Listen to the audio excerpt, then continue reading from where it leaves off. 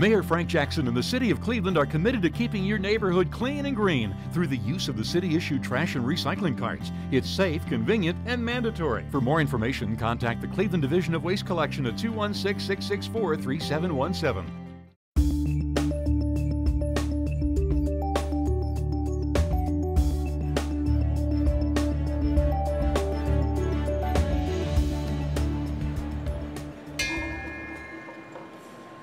Good afternoon. Welcome to the City Club of Cleveland. My name is Robin Minter-Smyers, and I'm the Cleveland partner in charge of Thompson Hine and Secretary of the City Club's Board of Directors. I am very pleased to introduce today's speaker, the Honorable Frank Jackson, Mayor of Cleveland, who today will present his 11th State of the City address.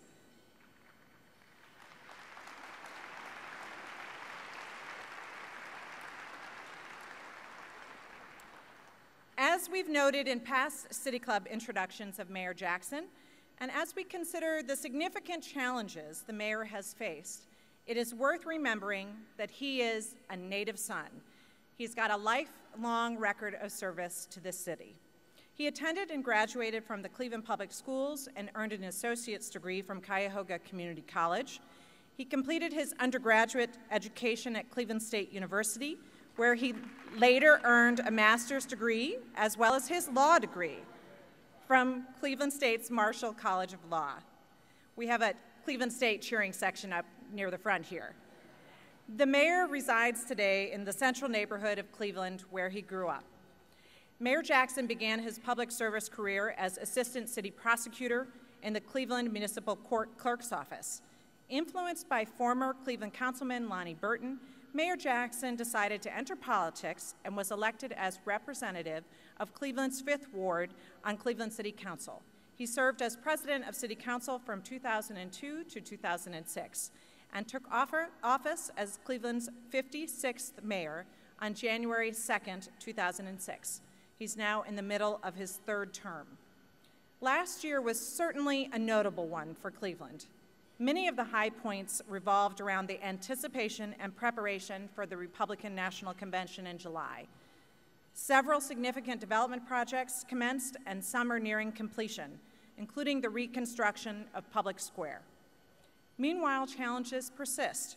The city began its work with the U.S. Department of Justice to implement the consent decree to help develop and maintain effective and productive relationships between the police and the communities they serve. We have lead poisoning and infant mortality rates that are unacceptably high, and many neighborhoods are struggling with surging levels of gun violence. Last year, gun-related assaults were the highest in nearly a decade. Today, Mayor Jackson will comment on the highs and lows and other subjects during the first portion of the program, which will then be followed by the traditional City Club question and answer period. Ladies and gentlemen, members and friends of the City Club of Cleveland, it is my distinct pleasure to introduce the Mayor of Cleveland, the Honorable Frank Jackson.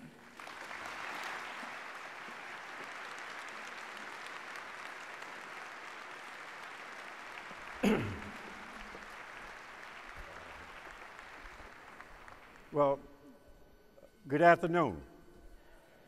Good afternoon. Well, thank you. I appreciate that. And I want to welcome everyone and thank all of you for coming, and really thank the City Club for hosting this event again. As was mentioned, this is my 11th State of the City address. Now, in the past, in the majority of those addresses, I've given a speech and I've taken answers, and most recently, I've been using moderators and taking questions. Now, this year, I'm gonna try something new, and we'll see how it works, but I'll continue to take questions after I finish. So let's get started. Now, Cleveland is a successful city, and it's positioned to become a great city, but it's not guaranteed. We have the opportunity to be great, but whether or not we get there will depend on whether or not we have the ability and the willingness to engage and accept the challenges that are before us.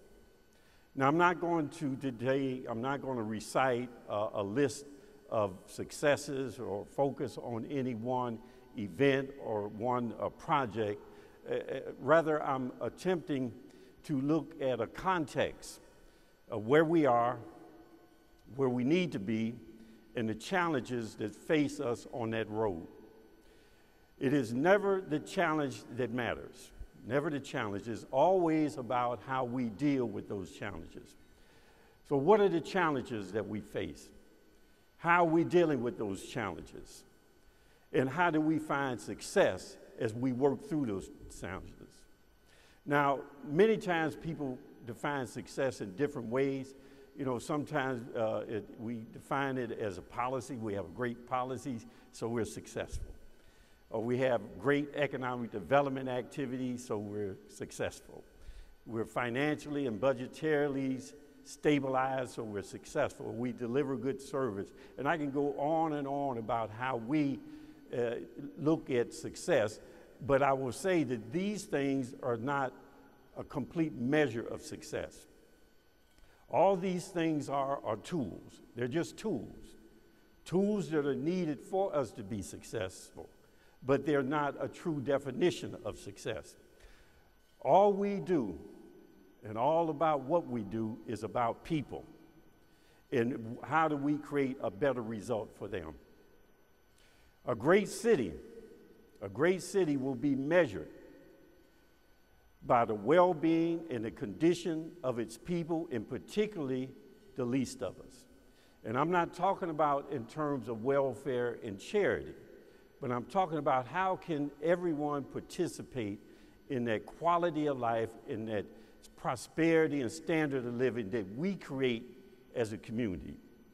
Now, this is a paradigm shift. It's a paradigm shift.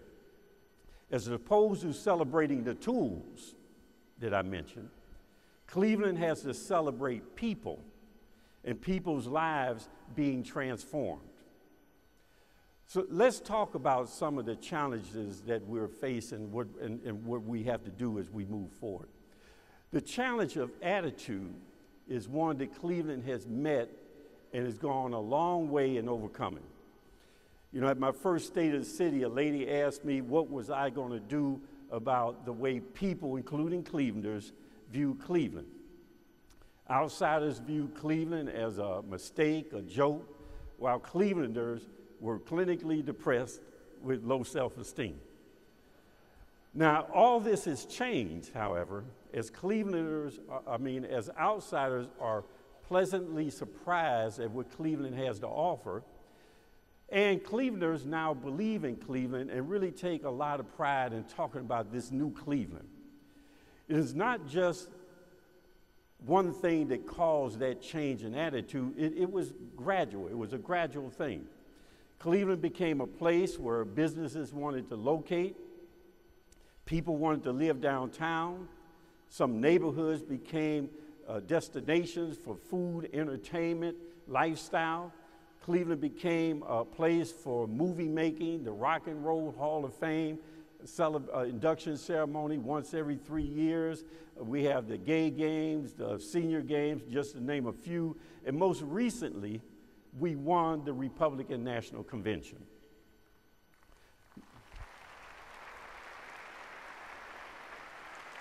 Now, Cleveland is no longer a place that is avoided. It's not avoided. We no longer just put on a good show or come in second or put on a good effort. Cleveland has become a winner. Everything Cleveland has been successful at as a city is because we have done it as a community, an entire community, and we've done it with a winning attitude, that we can do this. The greatest example of that is the Cleveland School Reform Plan. Republicans, Democrats, labor, business, district, charter schools, the philanthropic community, everybody came together to create real school reform. But it was the public, the citizens of Cleveland, who closed the deal by supporting and passing a levy, an operating levy in 2012 and a capital levy in 2014.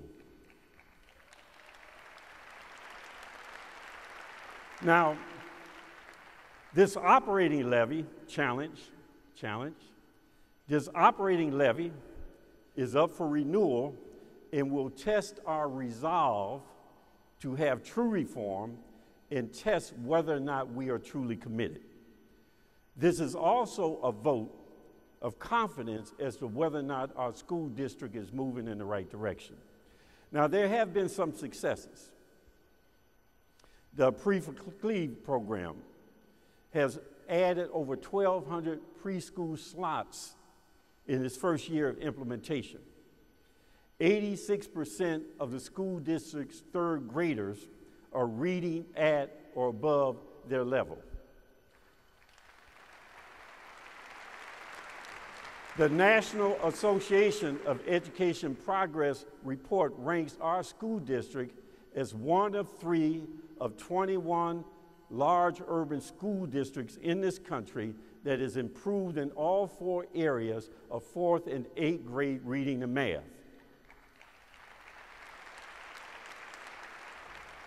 Now we have, Superintendent Gordon has set up these district investment schools. These are schools that had been failing. They were Fs.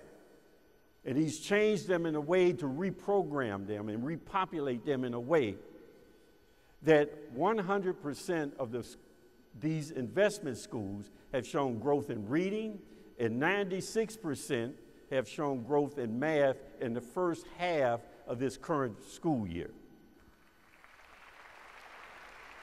Our graduation rate has increased by almost 14% since 2011, but all of these are just indicators of us moving in the right direction. But we are still behind. We are still behind where we need to be in order to have quality education for all of our children. An intangible indicator of the school system moving in the right direction is the positive attitude of its teachers, its staff, the parents, and the students. They believe that we can and that we will be successful. Now, education is the key to our success. It's key.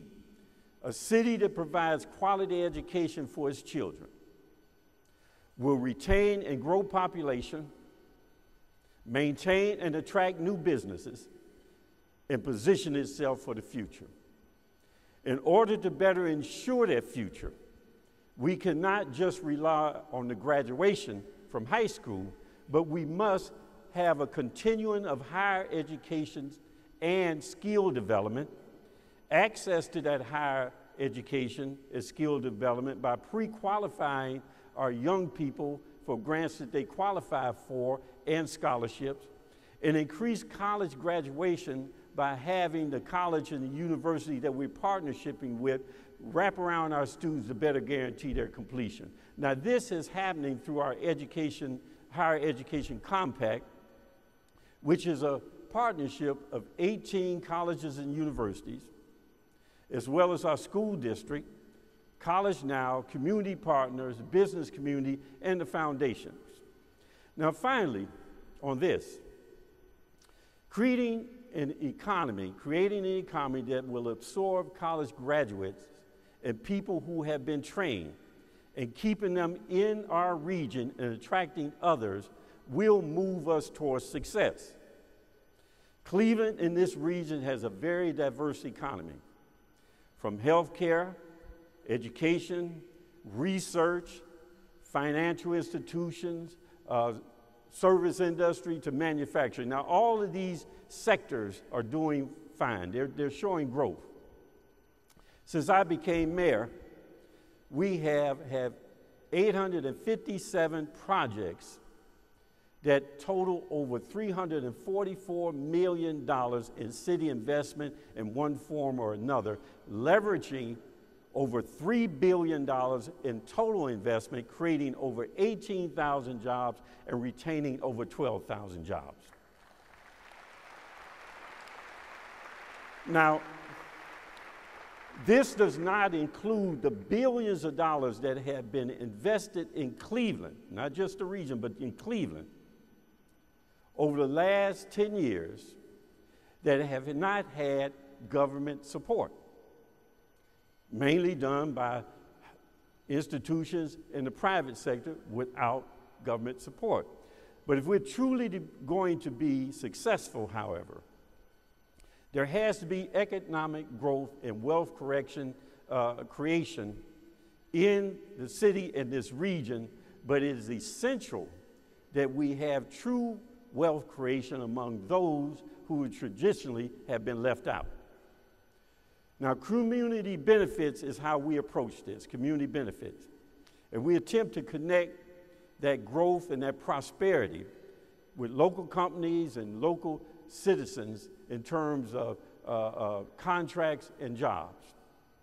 I call it self-help. Self-help when you take a dollar in our economy, whether it's from the public or the private sector, and you invest it in our local economy, turning that dollar around multiple times in our local economy, creating growth, creating prosperity, creating jobs, as well as creating revenues for the operation of our city. Now, the economic growth and investments, however, are not even across the city of Cleveland. They're not even. The model and the strategy of economic development and the tools and programs that we use do not work in every neighborhood of the city of Cleveland. Example, if the city invests $1 of public dollars in downtown Cleveland, we can bet on $8 to $9 of return on that $1 public investment. If we invest $1 of public dollars into a neighborhood doing well, we can look forward to $3 to $4 of return. But in some neighborhoods, if we invest $1 of public dollars, we cannot expect anything in return in terms of private investment. We have to change our investment strategy and change our investment model to make these neighborhoods achieve economic growth. Now, we're working on a new model that will allow for this public investment and better ensure that this investment will create economic growth that will not require perpetual subsidies for it to stay alive. Now, I'm not talking, and I want to be clear, because as I've gone through 10 years of being mayor, people like to focus on the projects sometime, which is great. But we're not talking about projects here. We're talking about transformation of neighborhoods and having that transformation benefit the people, not just of all of the bigger part of Cleveland, but of that particular neighborhood where that investment occurs. In order to accomplish that, we have to create policies that lead to economic growth and wealth creation among those who have been traditionally left out. And there's a need and a necessity for the private sector to take risks where they would not have taken them before. Now, to help in this regard, I've created, along with the help of Cleveland City Council, I've created a $25 million fund for neighborhoods where traditional development tools and programs simply don't work. This is not a nice thing to do. We're not trying to be nice. This is not a nice thing. This is a necessity to ensure Cleveland's future, and it will create a demand for a better quality of life in those neighborhoods. Now, the city is not a private corporation. We're not a private corporation, so our bottom line is not profit. We're not set up to make profit. Our bottom line is service delivery. City services are essential to quality of life in Cleveland and its neighborhoods. Our ability to deliver abundant and quality service will make us a city with neighborhoods of choice where people will choose to live, work, play, and do business. To get there, however, the city has to be fiscally sound, and there has to be revenue that will allow us to pay for that quality service. Now, over the last 10 years, as mayor, the city of Cleveland has demonstrated sound fiscal management and cost control through operational efficiency. But this has carried us to this point thus far. But going forward, the city needs more revenue, not only to maintain the service that we have, but to increase our capacity to deliver more and better service if we want to guarantee our future. Now, we have a lot of economic development in Cleveland, and we retained and we created thousands of jobs. But the city of Cleveland's operating budget is not seeing the direct benefit in terms of overall revenue. When the recession hit in 2009 and carried into 2010, the city of Cleveland lost $27 million in income tax alone. That was a factor of layoffs, loss of corporate profit, and really the slowdown of our economy as a result of the recession. In 2008, the city's income tax revenues was $290 million. In 2010, that figure was $263 million. Again, a loss of $27 million, just in income tax alone. From 2010 to this present year's projection, however, there is an increase in income tax revenue of $51 million. Our economic investments and our income tax revenues are demonstrating that we have had significant growth. In 2008, the city's revenues for its operating budget was $524 million. 8 years later, today, it's the same. People are working, companies are profitable, but the city of Cleveland, again, has not directly benefited from that growth in terms of the revenue for its operating budget. Now, I'm going to be redundant. I'm going to say it again because I want it to sink in, right? Even though we had a $51 million increase in income tax revenue, there is no growth in the city's operating budget revenue. There's a reason for that.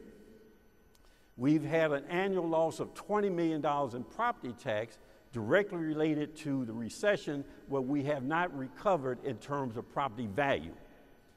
We've had an accumulative loss of $111 million in state funding since 2011. And we have, in 2016, we have a loss of an additional $30 million as compared to what we were receiving in 2010 and 11. An additional loss in fines, forfeitures, and red light camera revenues of $13 million gives us a total of $63 million of annual revenue permanently lost to the city of Cleveland in less than 5 years. The question, why is this important? This is important because it makes the city of Cleveland's operating budget not structurally balanced and forces us to use carryover balances of tens of millions of dollars each year to balance out the next year. This year, we will carry over $42 million from 2015 to balance out this year's budget. Now, this is not extra money that we have, but it's the result of us saving and cobbling together money throughout the year of 2015 in order to build up that balance to have it so we could carry it over to 16. What it meant was that the best I could do in 2015 was to maintain service with no increase in service. Maintain the service we have with no increase in that service. Now, it also leads to a conclusion, and that is that I will not have enough money in 2016 to cobble together or save during the year to balance out 2017 to fill the gap between cost and revenue. But not only have we lost revenue, but we have additional costs. Example, our collective bargaining agreement which is an additional $27 million, which is an increase from 2015 to 16, and really that's a factor because 80% of our operating expense is in wages and benefit. We also have the consent decree, which in this year, the first year, the startup cost will be just over $10 million, and a reoccurring cost going forward of just over $7 million. And this does not include our staffing, deployment, and equipment study that we're required to come up with this year, and we will be implementing in 2017. Now, I don't want you to think that there's a problem with employees getting raises or with a consent decree. It's not. I would have been able to maintain our costs and the revenue we needed to pay for that cost and cover the consent decree if we had the $63 million that we lost in annual income. The only thing left for the city of Cleveland to do in 2017 is to lay off employees and to cut or eliminate service. This means we will not meet our bottom line as a city, our bottom line of delivering quality service, and neither will we be able to guarantee that we can position this city for the future. That is why I'm challenged. That is why I am proposing a 0.5% increase in the income tax that will give us $80 million, which is enough to cover the gap between cost and revenue, thus making us structurally balanced and giving us the capacity to purchase additional service that we will need for the future. You know, at my last State of the City address, I was asked by people in regards to the Department of Justice as to whether or not I believe there was a need for change in the Division of Police. My response was that although I did not agree with all of the findings, that I did know that there was a need for change. You know, I support change. I support more than change. I support reform. But I wanted to be real change and real reform, if you recall the conversation last year, not just something that was political or something that would just get us past the moment. So we went to work with our local U.S. Attorney, the DOJ, and we entered into a nationally recognized consent decree that will give us the tools we need for real reform that has substance to it and that can be sustainable. Now, in the past, we were doing things, but we were doing them incrementally, one at a time. And that just couldn't be sustained because it stood out there by itself. The consent decree gives us the ability now to make complete reform that can and will be sustained. But we want to go beyond the consent decree. We want to go beyond. And I'll give you a few examples. The consent decree requires that we come up with a recruiting plan, a plan for recruiting. Now, we want to go beyond that. And we want to go beyond that and have online application and online testing. Now, what does this do for us? It gives us a constant live list of qualified applicants to go into the academy.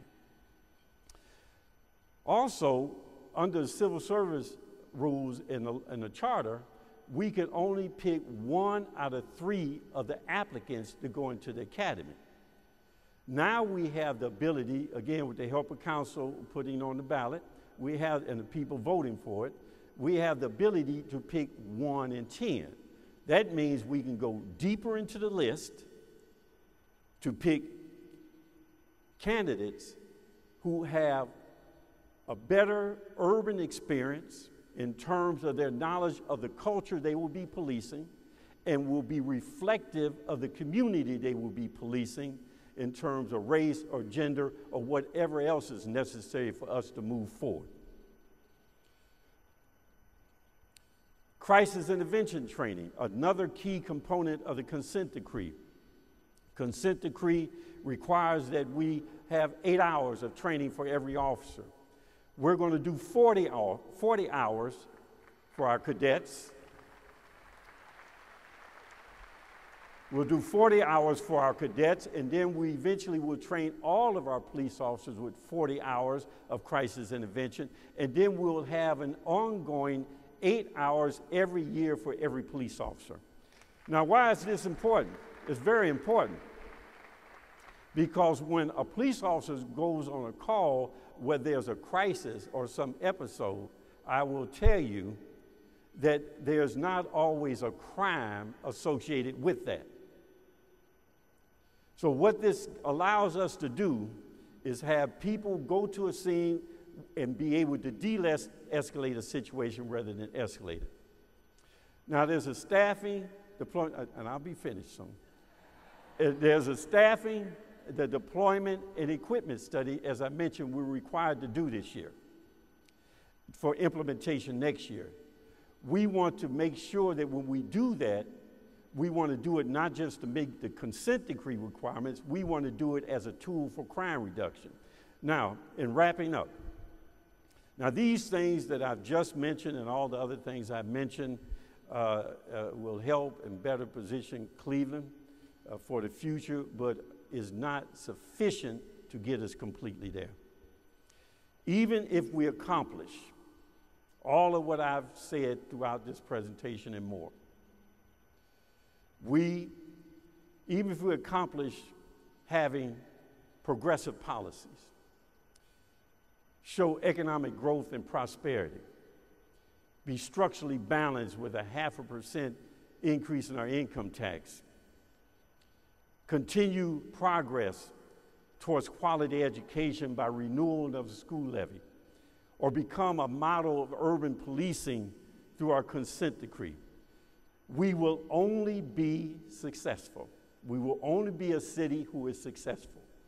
We are striving to be a great city, a city that provides for its people and allows all to participate in the quality of life and the prosperity that has been created, a city that will serve as a beacon that will provide direction in darkness.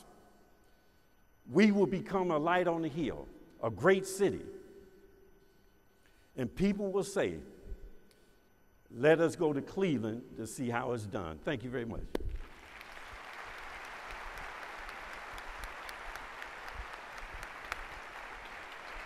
I better step. You stay, you stay.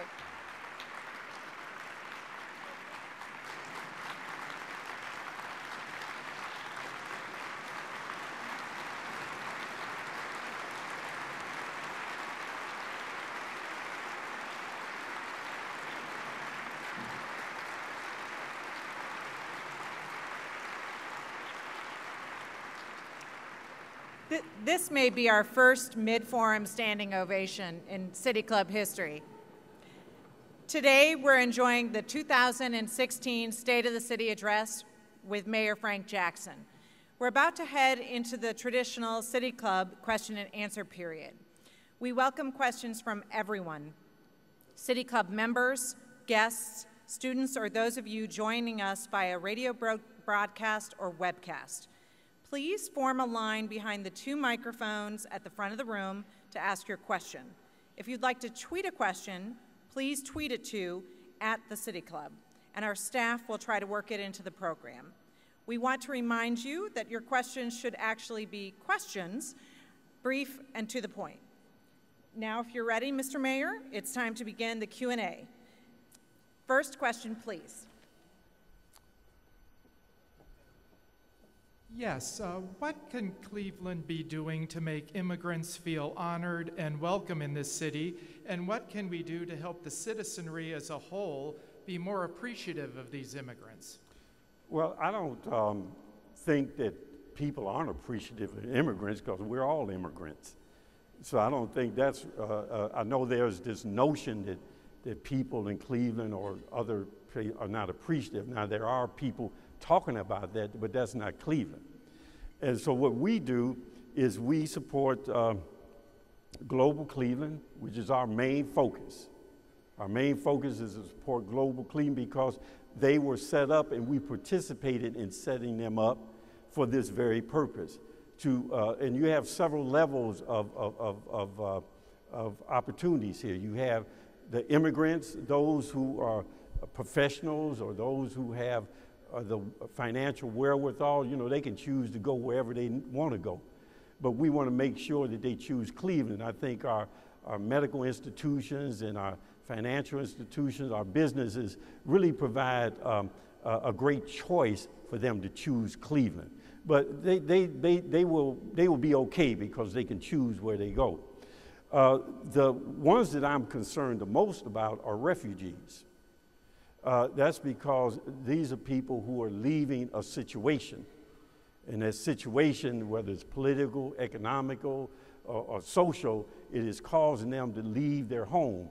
And that is where people don't want to absorb them and bring them in. But we are built on immigration and refugees. So I just believe that supporting Global Cleveland, Councilman Simperman will be going over there pretty soon, and he has enthusiasm to put all this together and make it work for us, and I look forward to working with him on it.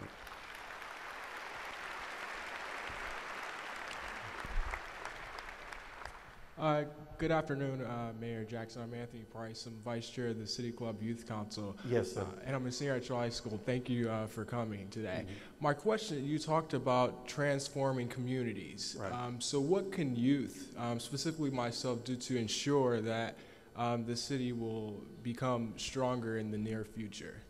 Well, it's always about the work you put in, right? If you put hard work in, then you get a good result. You put BS in, you get BS out, right?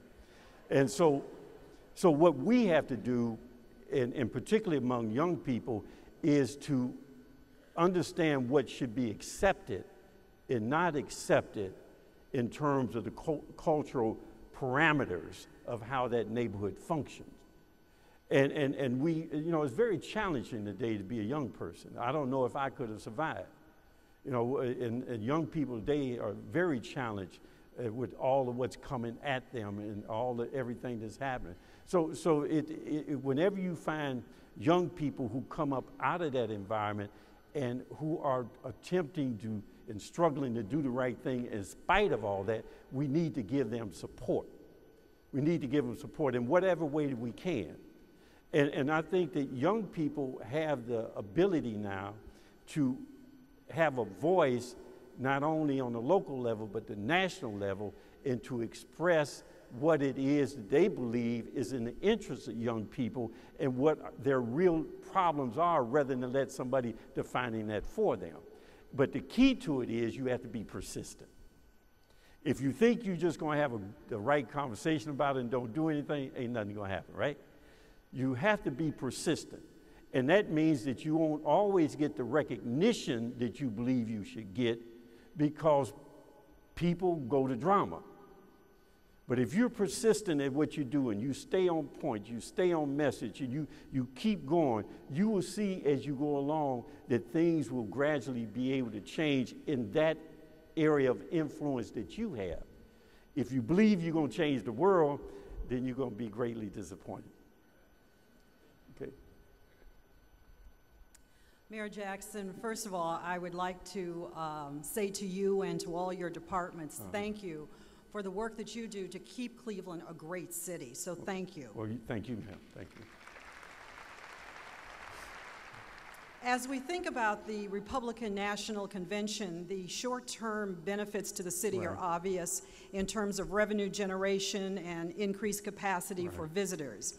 But as we think about the long-term benefits, what do you expect or hope for from the RNC? You're right. There are two things here. Whenever you have 50,000 people and you put them in one spot, there's something going to be happening, right? And they're going to be spending money, so hotels will be full, the venues will be full, people will be moving around downtown, they'll go into neighborhoods. So you'll get a lot of activity. There'll be businesses who are investing just to capture that benefit of those 50,000 for that short period of time. You know, they're ramping up with bringing on their capacity for more employees, you know, getting things, all that kind of stuff is going on. The real long-term benefit, I think, is more about how people view Cleveland. There will be, out of that 50,000 people, is projected there'll be over 15,000 media people. Now, these are media people from around the world. And how Cleveland comes across through that media to the world, you cannot pay for that. You can't get a public relations firm or try to brand yourself. You can't do that, right? That is invaluable as to what that will do for us going forward. Already, if we handle this right now, if we go the other way, it'd be a negative thing. So you got to handle your business right. Already, we've seen at the new convention center, and even here, there have been people who've come to Cleveland because we've won the Republican National Convention. And there have been people who've done little small shows or small meeting groups or had conventions who came here because of that. I believe that after the Republican National Convention, after we show the world what Cleveland really is and who we really are, that there will be people who will be interested in coming here.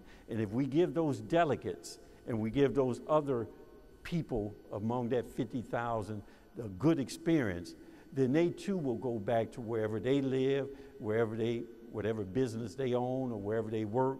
They will have a positive attitude, a positive conversation, and if a choice comes up as to where they want to go visit, where they want to do things, it will be Cleveland. That to me is the long-term benefit. Now the question becomes, who participates in that? It's just what I talked about. Because that to me is not success. It is a great tool. It's a great tool that we have to be able to use, but the success is whether or not the participation in that prosperity and that quality of life is broadly distributed so that everyone can benefit. That's the real question, and that will be our challenge.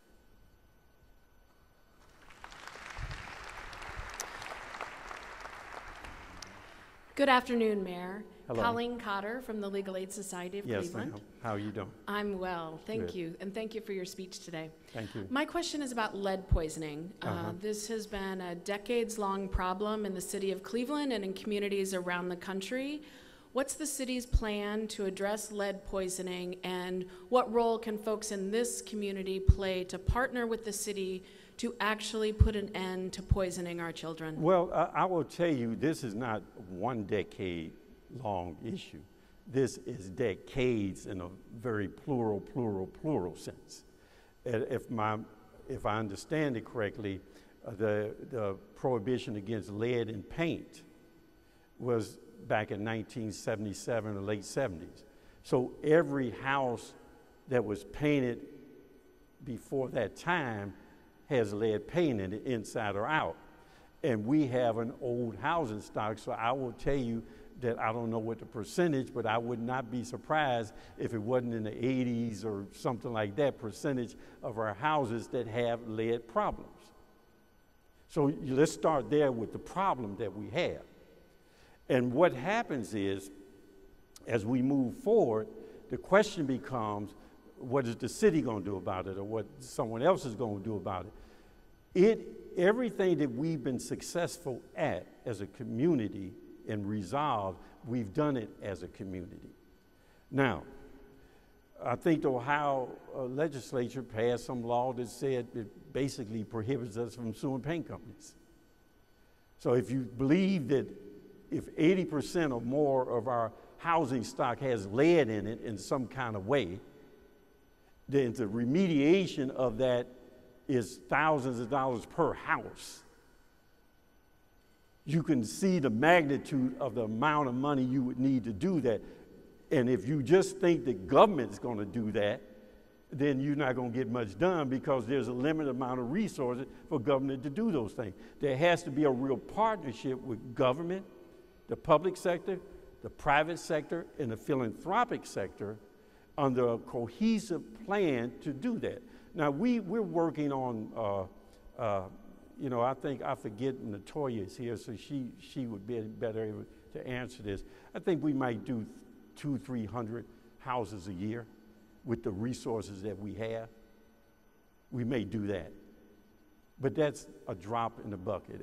It's less than a drop in the bucket.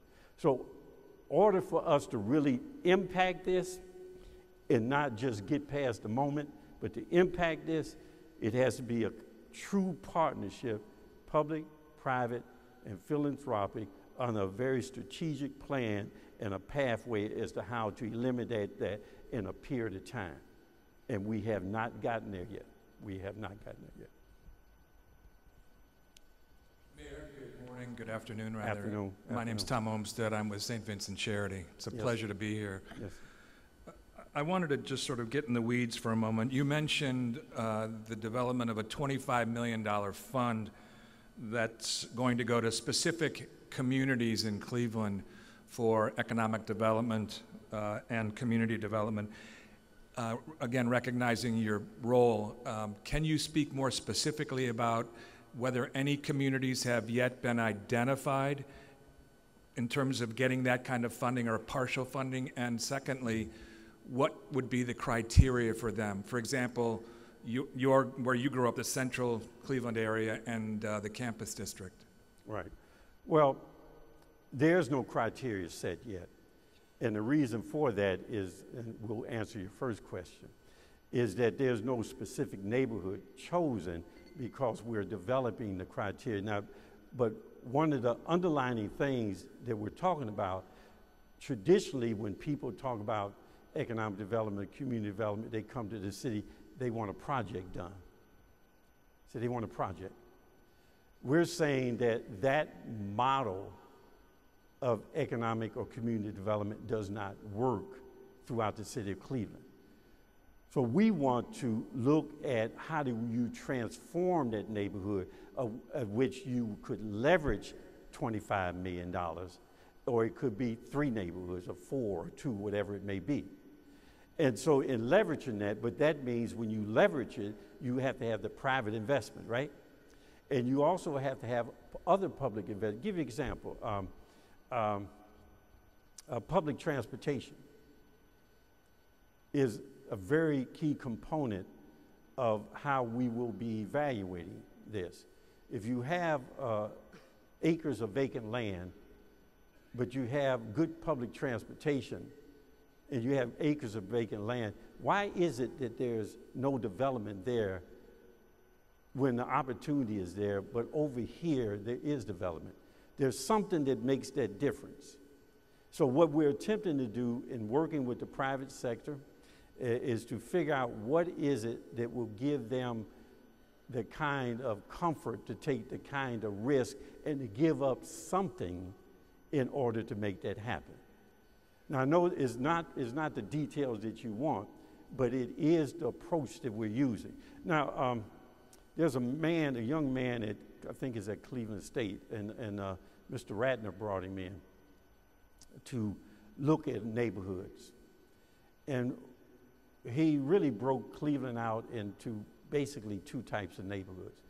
You have the consumer neighborhoods. These are neighborhoods that are doing well.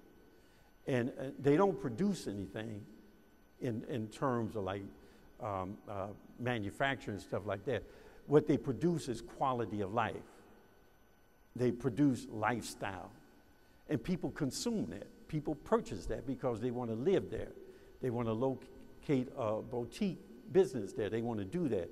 So those neighborhoods do quite well with the tools that we have and the resources that we have.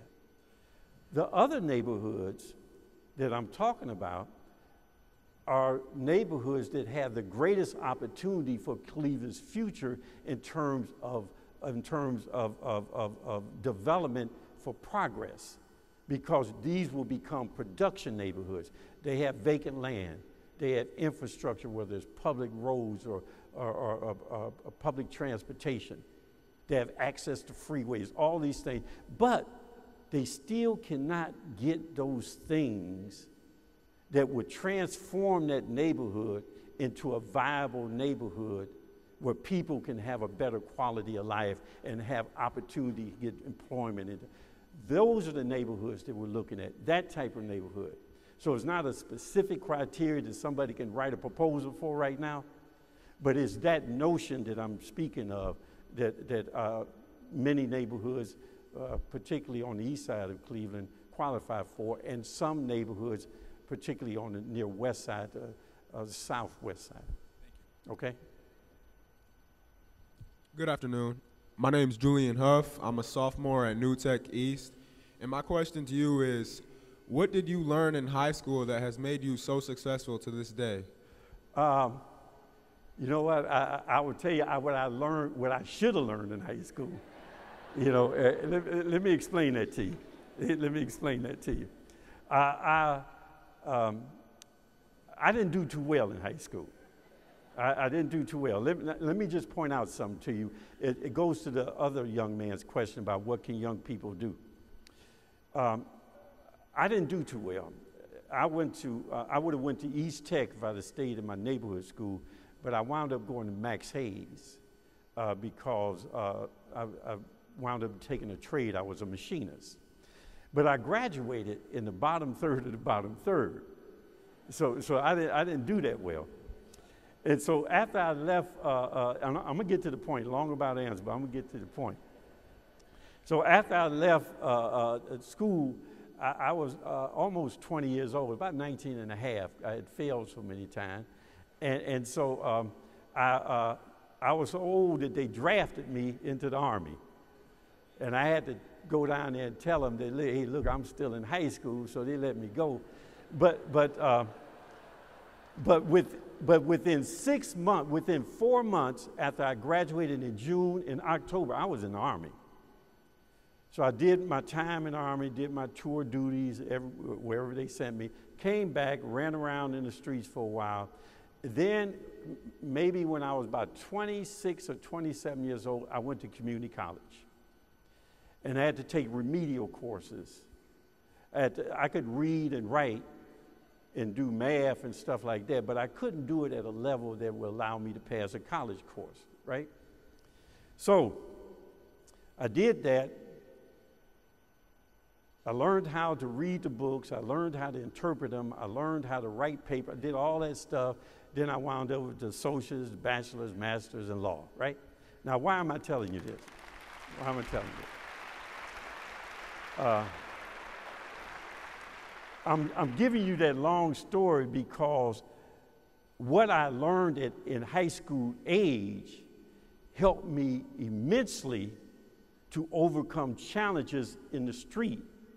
It immensely allowed me to understand the academic side and how it pertained to me as a young black man in an urban center. So you have two opportunities for education, and don't deny either one of them. Get the academic side, do well, learn how to study, learn how to interpret, learn how to do all that stuff. But never forget who you are and where you come from, because that is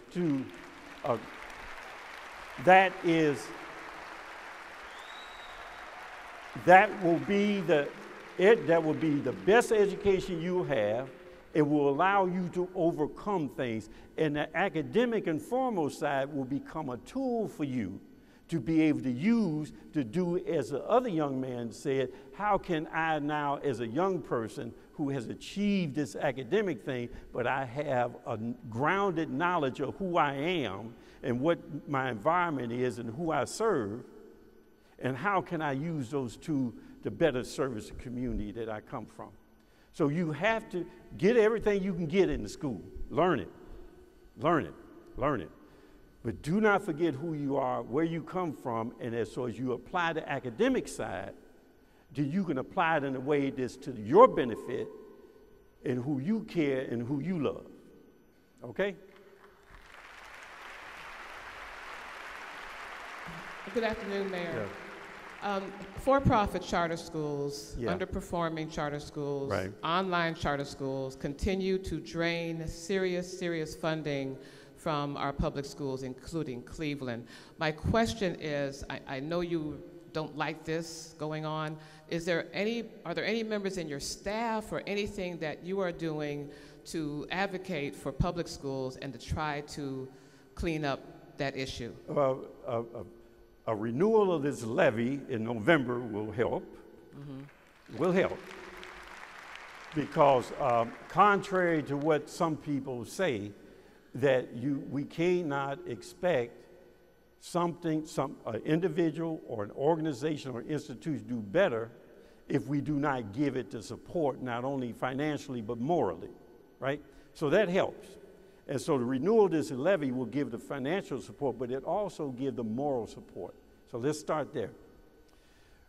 Part of our reform program that we had, and we reached agreement with the state legislature and the governor, one of the key components of that was the Transformation Alliance. And its main responsibility is to review all charter sponsors who want to open up a charter in the city of Cleveland.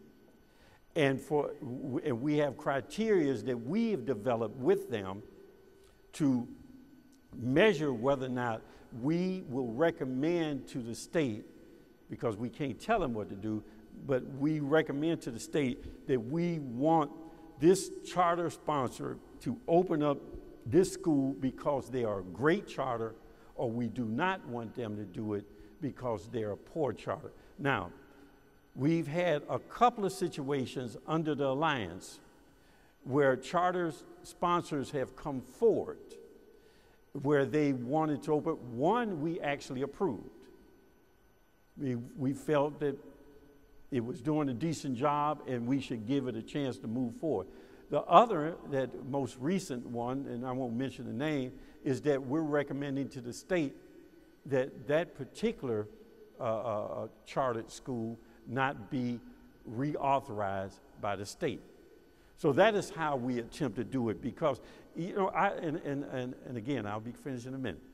And again, education is our key. Just like I talked to the young man, education is our key. Our failure to educate our children and educate them in a way that they can be competitive on a national and international basis will be not only the failure of us as a city, but be the failure of us as individual leaders in fulfilling our duty and responsibility to our children. And so we put a lot of effort into this. We spend a lot of capital, whether it's financial, political, or otherwise. It's all about education. A well-educated young person will have the ability to think for themselves, and I'm not talking about just creating little worker bees. I'm talking about a well-rounded individual that can make good decisions about their lives so that they can better position themselves and their family and their loved ones in our environment. So thank you. Thank you very much, ladies.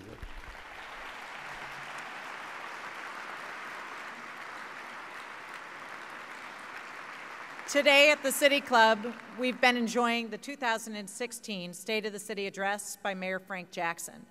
Today's address was sponsored by AT&T with generous support from the Sisters of Charity Health System in Porter Wright. Thank you very much to our major sponsors for supporting this forum. Mayor Jackson appears today as part of the annual Richard and Sally Hollington Endowed Forum, made possible by a special gift from Mr. and Mrs. Hollington to the City Club Forum Foundation. We thank you for your support. Thank you to all of our table sponsors. They're recognized in our printed program. Thank you, Mayor Jackson. Thank you, ladies and gentlemen. This forum is now adjourned.